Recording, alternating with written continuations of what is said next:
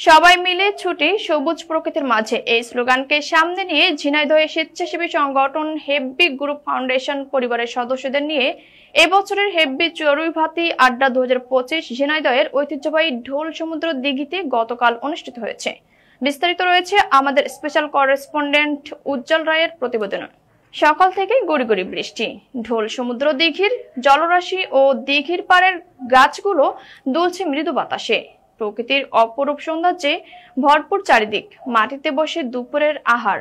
এরই মধ্যে চলছে চড়ুইভাতির আড্ডা, খোশ গল্প, ছবি তোলা, পরবর্তী ইভেন্ট নিয়ে আলোচনা চলছে নীতি নির্ধারকদের মধ্যে। এমনই ভিন্ন রকম আয়োজন করতে দেখা যায় স্বেচ্ছাসেবী সংগঠন হেব্বি গ্রুপ ফাউন্ডেশনের।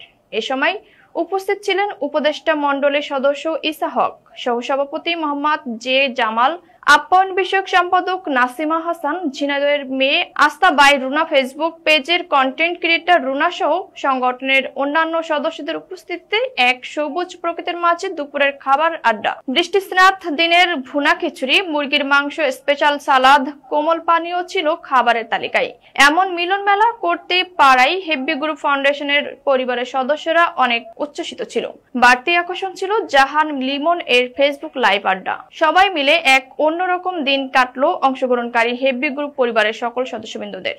আগামীতে আরো বড় পরিসরে চড়ুইভাতি অনুষ্ঠান হবে বলে CNN বাংলা টিভিকে জানান আয়োজকরা।